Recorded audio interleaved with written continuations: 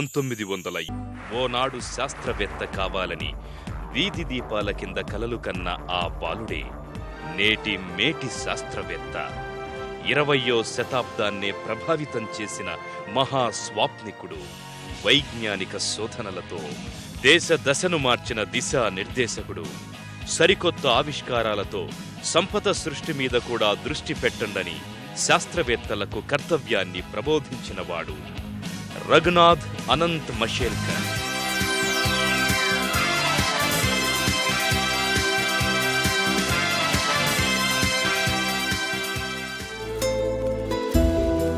దక్షిణ కొంకణ్ తీరాన ఓ పచ్చని పల్లె మషేల్. ఆ ఆకుపచ్చ లోకాన్ని రెండో ప్రపంచ యుద్ధం దారుణంగా కాటేసింది. ఆర్థిక మాంద్యంతో వందలాది కుటుంబాలు కకావికలమై పొట్టచేత పట్టుకుని ముంబై వైపు అడుగులు వేశాయి. వారిలో ఓ అభాగ్య జీవి అనంత్ మషేల్కర్. ఆకలి, అనారోగ్యం, దుర్భర దారిద్ర్యం నడుమ చౌపట్టి మురికివాడలో ఆ కుటుంబం జీవించసాగింది. వారికి ఏడాది బిడ్డ. పేరు Raghunath Anant Mashelkar. I was born in a very, very poor family. My father died when I was 6. నేను చాలా పేద కుటుంబం నుంచి వచ్చాను. నా 6వ ఏటే మా నాన్నగారు చనిపోయారు. మా అమ్మ చదువుకోలేదు. కాయకష్టం చేసి నన్ను పెంచింది. ఎటువంటి గడ్డు రోజుల్ని చూశానంటే రోజుకు 2 పూటలా తిండి కూడా దొరకని పరిస్థితి. వీధి దీపాల కింద చదువుకున్నాను. కాలినడకన బళ్ళోకెళ్లేవాణ్ణి. 12 ఏళ్ల వయస్సు వరకు బాంబేలో మరాఠీ మీడియం మున్సిపల్ స్కూల్లో చదివాను. కేవలం స్కాలర్షిప్స్ మీదనే నా చదువు పూర్తయింది. టాటా ట్రస్ట్ వారు నెలకి 60 రూపాయలు స్కాలర్షిప్ అందించేవారు. నెలకి 60 రూపాయలతో నా జీవితం మొదలై ఎన్నో మలుపులు తిరిగింది. వారికి నేనెంతో రుణపడి ఉన్నాను. 1960లో సర్ దొరాబ్ టాటా ట్రస్ట్ సహకారంతో జైహింద్ కళాశాలలో డిగ్రీలో చేరాడు. అక్కడ ప్రిన్సిపల్ భావే చెప్పే సైన్స్ పాఠాలు రసాయన శాస్త్రం మీద ఎంతో ఆసక్తిని పెంచాయి. ఆయన స్ఫూర్తితో డిగ్రీ వదిలివేసి బాంబే యూనివర్సిటీ వైపు అడుగులు వేశాడు. తనకెంతో అభిరుచి ఉన్న బ్యాచిలర్ ఆఫ్ కెమికల్ ఇంజనీరింగ్లో చేరాడు. ఆ సమయంలోనే కేంబ్రిడ్జ్లో కెమికల్ ఇంజనీరింగ్ దిగ్గజంగా పేరొందిన ప్రొఫెసర్ మన్మోహన్ శర్మ ముంబై యూనివర్సిటీకి రావడం జరిగింది. ఆయన మషేల్కర్ ఆలోచనల్ని సమూలంగా మార్చివేశాడు. మషేల్కర్ కృత్రిమ పాలిమర్స్లో సమయంలోనే సరికొత్త రీతిలో సంపన్న దేశాలు వైజ్ఞానిక ఫలాలు అందిపుచ్చుకుంటున్నాయి. నేను ఇంగ్లాండ్లో ఉన్నప్పుడు డాక్టర్ నాయుడమ్మను కలిశాను. అప్పుడు ఆయన సిఎస్ఐఆర్ అధ్యక్షులు. నాటి ప్రధాని ఇందిరాగాంధీ ఆయన్ను అక్కడికి పంపారు. Because she was tired of the fact that top scientists will come here and they will not get jobs and then they will go back. గొప్ప గొప్ప శాస్త్రవేత్తలు భారతదేశానికి రావటం, సరైన ఉద్యోగాలు దొరక్క తిరిగి వెళ్లిపోతుండటం ఆ రోజుల్లో జరుగుతూ ఉండేది. అందుకే ఇందిరాగాంధీ డాక్టర్ నాయుడమ్మను ప్రపంచ పర్యటన చేసి యోగ్యులైన యువ శాస్త్రవేత్తల్ని కలిసి వారిని భారతదేశంలో పనిచేయడానికి తక్షణ నియామకాలను ఇమ్మని పంపారు. That is how he came to London and he had a meeting with me. వారితో ఒక అరగంట మాట్లాడాను. ఆ సమయంలో డాక్టర్ నాయుడమ్మ గారు శాస్త్ర సాంకేతిక రంగాల్లో తమ స్వప్నాన్ని నా ఎదుట ఆవిష్కరించారు. నేను దాంతో ప్రభావితున్నయ్యి మాతృదేశం పిలుపునందుకొని ఈ సిఎస్ఐఆర్లో వచ్చి చేరాను. My motherland is calling me and I must come back and I came back. 1976లో ఇండియా చేరిన మషేల్కర్ మొదట పూణేలోని నేషనల్ కెమికల్ ల్యాబొరేటరీ ఎన్సిఎల్లో 1978 వరకు అసిస్టెంట్ డైరెక్టర్గా పనిచేశారు. 1986 వరకు డిప్యూటీ డైరెక్టర్గా సేవలందించారు. ఈ సమయంలోనే మషేల్కర్ మన దేశంలో వైజ్ఞానిక శోధనలను ఎలా ముందుకు తీసుకువెళ్లాలో అన్న అంశంపై సమగ్రంగా అధ్యయనం చేశారు. 1989 ఎన్సిఎల్ డైరెక్టర్గా మషేల్కర్ పదవీ బాధ్యతలు స్వీకరించారు. ఇక తన ప్రణాళికకు కార్యరూపం ఇవ్వనారంభించారు. కొద్ది కాలానికి ఎన్సిఎల్ పరిశోధకుల ప్రాముఖ్యాన్ని, పరిశోధనల వైశిష్ట్యాన్ని విశ్వమంతా చాటారు. సంస్థను అంతర్జాతీయ ప్రమాణాలకు అనుగుణంగా తీర్చిదిద్దారు. తాను బాధ్యతలు స్వీకరించే నాటికి ఒక్క పేటెంట్ సైతం లేని ఎన్సీఎల్ పరిశోధకుల్లో మేధో హక్కుల స్పృహ కలిగించారు. పేటెంట్, పబ్లిష్, ప్రాస్పర్ అనే నినాదంతో నవచేతన కలిగించాడు. ఎన్సీఎల్ రీసెర్చ్ ఫౌండేషన్ను స్థాపించి విఖ్యాత శాస్త్రవేత్తలు doctor Paul Ratnaswamy, doctor S శివరాంలకు ఆ బాధ్యతలు అప్పగించారు. కొద్దిమంది శాస్త్రవేత్తలకు పేటెంట్ రైటింగ్లో శిక్షణ ఇచ్చారు. మషేల్కర్ కృషితో, చలవతో, చొరవతో కొద్ది కాలానికి ఎన్సీఎల్ పారిశ్రామిక ప్రగతికి దిక్సూచిలా మారింది. పూణేలోనే ఎన్సీఎల్కు అనుబంధంగా పాలిమర్ సైన్స్ అండ్ ఇంజనీరింగ్ డివిజన్ను స్థాపించారు. ఇది ప్రపంచంలో స్వల్పకాలంలోనే విశిష్ట సంస్థగా ఖ్యాతి గడించింది. ఈ నేపథ్యంలో బహుళజాతి సంస్థలైన GE, DuPont, ఆక్జో, Unilever, Siba, గాయగి, నెస్టేలతో Mashelkar ఒప్పందాలు కుదుర్చుకున్నాడు. తమ పరిశోధనా ఫలాల్ని వారికందించి ఎన్సీఎల్కు భారీగా నిధులు రాబట్టాడు. ఆయన ఎన్సీఎల్ను స్వయం పోషక శక్తిగానే కాదు, విదేశీ మారక ద్రవ్యం ఆర్జించి పెట్టే బంగారు బాతుగా మార్చారు. 1995 మషేల్కర్ జీవితాన్ని, భారత శాస్త్ర సాంకేతిక ప్రస్థానాన్ని మలుపు తిప్పిన ఏడాదది. ఎన్సీఎల్ను ఆదర్శనీయ సంస్థగా తీర్చిదిద్దిన ఘన నేపథ్యం ఆయన్ను అందలమెక్కించింది. భారతీయ పరిశోధనలకు గుండె వంటి council of scientific and industrial research సిఎస్ఐఆర్కు డైరెక్టర్ జనరల్గా బాధ్యతల్ని స్వీకరించారు. సిఎస్ఐఆర్ మన దేశంలో 44 పరిశోధనాశాలలు, 22,000 మంది సిబ్బందితో కూడిన శాస్త్రీయ శోధనా క్షేత్రాల సమాహారం. పదవీ బాధ్యతలు స్వీకరించిన వెంటనే Mashelkar CSIR 2001 vision and strategy అనే భవిష్య ప్రణాళికను రచించారు. తానేమి చేయబోతున్నారో చెప్పకనే చెప్పారు. కొద్ది కాలానికి మొత్తం సంస్థ రూపురేఖలు మార్చారు. సిఎస్ఐఆర్ను కేవలం పరిశోధనా క్షేత్రంగానే కాక సంపద సృష్టి కేంద్రంగానూ మలచారు. పేటెంట్ ప్రక్రియను ఉద్యమంగా చేపట్టారు. మీ మేధస్సుతో అద్భుతాలు సృష్టించండి, పరాయి దేశాలకు మాత్రం ధారపోయకండి అంటూ పిలుపునిచ్చారు. భారతీయుల సొంత ఆస్తి బాసుమతి బియ్యం, సుగంధ ద్రవ్యమైన పసుపును అమెరికా కబంధ హస్తాల నుంచి కాపాడారు. పసుపు కొమ్ముపై పేటెంట్ హక్కు సాధన మషేల్కర్కు ఎంతో గుర్తింపును ఆర్జించిపెట్టింది. అంతేకాదు, అమెరికాను సవాల్ చేసి మన దేశం సాధించిన ప్రతిష్టాత్మక మేధో సంపత్తి హక్కు అదే. I thought of fighting turmeric battle. పసుపుపై పేటెంట్ హక్కు పోరాటం నాకు చాలా ఇష్టమైన సంఘటన. ఒకసారి మా కుటుంబం అంతా లాన్లో కూర్చున్నప్పుడు ఓ పక్షి రెక్క విరిగి మా ముందు పడింది. మా అమ్మ వెంటనే వెళ్లి ఇంత పసుపు ముద్దను తీసుకొచ్చి గాయం పైన రాసింది. ఇది జరిగింది 1993లో. 1996లో నేను న్యూఢిల్లీ సిఎస్ఐఆర్లో ఉన్నప్పుడు ఓ వార్త చూశాను. గాయాలు మాన్పే పసుపుపై పేటెంట్ కోసం ఒక అమెరికన్ కంపెనీ ప్రయత్నిస్తోంది అని. ఇది ఎలా సాధ్యం? మన వాళ్ళు 1000 ఏళ్ల నుంచి ఆ పసుపును వాడుతున్నారే, దాని మీద హక్కు మనది. దీనిపై పోరాడాలని నిశ్చయించుకున్నాను. కేవలం 14 నెలల్లో విజయం సాధించాను. భారతదేశం ఇటువంటి విషయాల్లో పోరాడి గెలవగలదని ప్రపంచానికి చాటింది. సిఎస్ఐఆర్ పరిశోధనాలయం ఆయన పదవీ కాలం చేపట్టిన తొలి ఏడాదే 125 కోట్లనార్జించింది. 1995లో మషేల్కర్ పదవీ బాధ్యతలు స్వీకరించే నాటికి సిఎస్ఐఆర్ కేవలం 8 పేటెంట్స్ మాత్రమే కలిగి ఉంది. ఆయన హయాంలో దశాబ్ద కాలంలో సిఎస్ఐఆర్ ఏకంగా 1000 ఉత్పత్తులపై పేటెంట్లను సాధించింది. మన దేశం సరళీకృత ఆర్థిక విధానాలు అమలుపరచాలని నిర్ణయించిన నేపథ్యంలో నాడు ఆయన మన సైన్స్ అండ్ టెక్నాలజీ విధాన రూపకల్పనలో ప్రధాన పాత్ర వహించారు. ప్రధానమంత్రి సైంటిఫిక్ కౌన్సిల్ అడ్వైజరీ కౌన్సిల్లో సభ్యుడిగా సేవలందించారు. 5 ప్రధానులు మారినా ఆయన హోదాలు మాత్రం మారలేదు. దీన్ని బట్టే మషేల్కర్ ప్రాధాన్యతను అర్థం చేసుకోవచ్చు. हम केमिकल्स में हैं, फूड्स में हैं, पेट्रोलियम प्रोडक्ट में हैं, ड्रग्स एंड फार्मास्यूटिकल्स में हैं। సిఎస్ఐఆర్ వల్ల అనేక రంగాల్లో అభివృద్ధి జరిగింది.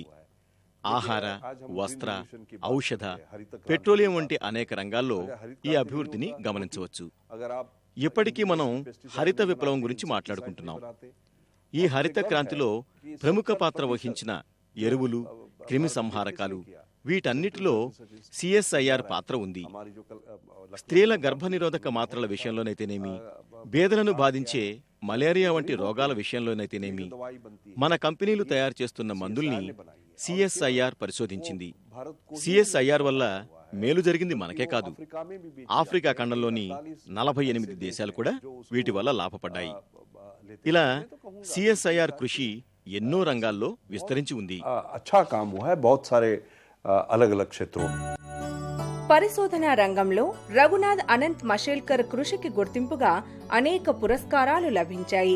1982లో ప్రతిష్టాత్మకమైన శాంతి స్వరూప్ భట్నాగర్ అవార్డు వరించింది. 1988లో ఇండియన్ సైన్స్ కాంగ్రెస్ విశ్వకర్మ పథకంతో గౌరవించింది. 1991లో ఓపీ భాసిన్ అవార్డు లభించింది. 1991లో పద్మశ్రీ పురస్కారంతో భారత ప్రభుత్వం గౌరవించింది. 1993లో పాలిమర్స్ విశిష్ట కృషికి గాను జీడీ బిర్లా అవార్డు వరించింది. 2001లో భారత ప్రభుత్వం పద్మభూషణ్ పురస్కారంతో గౌరవించింది. 2003లో world federation of engineering organization medal of engineering excellence అవార్డుతో గౌరవించింది. 2005లో అమెరికా పత్రిక బిజినెస్ మ్యాగజైన్ మషేల్కర్ ను స్టార్ ఆఫ్ ది ఏషియా పురస్కారంతో సత్కరించింది. 2014లో భారత ప్రభుత్వం రఘునాథ్ అనంత్ మషేల్కర్ విశిష్ట సేవలను కొనియాడుతూ పద్మ విభూషణ్ పురస్కారంతో గౌరవించింది.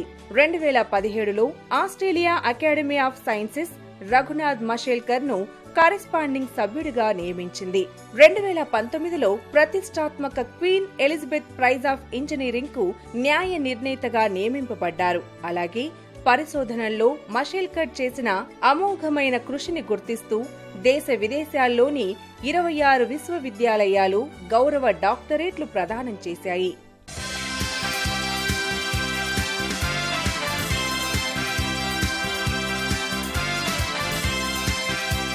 మషేల్కర్ పరికల్పన చేసిన మోడలింగ్ అండ్ సిమ్యులేషన్ సాంకేతిక విధానాలతో వస్త్ర పరిశ్రమ ఎంతో లబ్ధి పొందుతోంది. Indian organic chemicals, Petrofils, DCL polyester, JK synthetics వంటి పరిశ్రమలు ఆయన ఆవిష్కారాలతో అప్రతిహతంగా పురోగమిస్తున్నాయి. విదేశాలకు మషేల్కర్ ఖ్యాతి వ్యాపించింది. అమెరికాకు చెందిన DuPont, Eastman Kodak, Japanese company Toyobo, south African company nylon స్పిన్నర్లు మషేల్కర్ పరిజ్ఞానాన్ని వాణిజ్య ప్రాతిపదికన స్వీకరిస్తున్నాయి. ఆయన వ్యవసాయం, ఔషధ రంగం, చమురు క్షేత్రాలు, ఎలక్ట్రానిక్స్ అభివృద్ధిలో ఎంతో కీలక పాత్రను పోషించారు. వ్యవసాయమే కాకుండా హార్టికల్చర్, వేస్ట్లాండ్ డెవలప్మెంట్లో పాలిమర్స్ ప్రాముఖ్యాన్ని చాటి చెప్పారు. మషేల్కర్ రూపొందించిన స్వెల్లింగ్ పాలిమర్స్ పరిజ్ఞానం ఆధారంగా భారత్లో బేబీ డైపర్స్ పరిశ్రమ ఏర్పాటయ్యింది. ఆయన కేంద్ర ప్రభుత్వం నియమించిన అనేక కమిటీలకు నేతృత్వం వహించారు.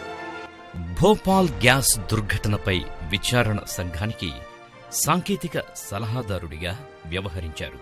ఉన్నత విద్య, రవాణా, ఇంధన రంగాల విధి విధానాల రూపకల్పన కమిటీలకు నాయకత్వం వహించారు. భారతీయ ఔషధ రంగ ప్రక్షాళన కోసం నియమించిన కమిటీకి చైర్మన్గా సేవలందించారు. ఔషధ నియంత్రణ వ్యవస్థీకరణకు విలువైన సూచనలను ఎన్నింటినో చేశారు. సిఎస్ఐఆర్ నేతృత్వంలో పనిచేసే నేషనల్ ఏరోస్పేస్ ల్యాబొరేటరీ ఆయన చొరవతోనే 14 సీటర్లతో కూడిన తేలికైన సరస్ అనే విమానాన్ని రూపొందించింది.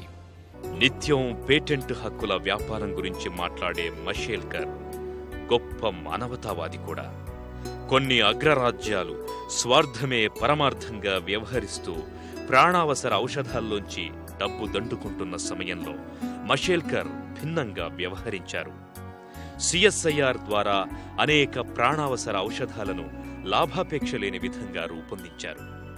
సెరెబ్రల్ మలేరియా నిరోధక మందుల్ని తయారు చేయించారు.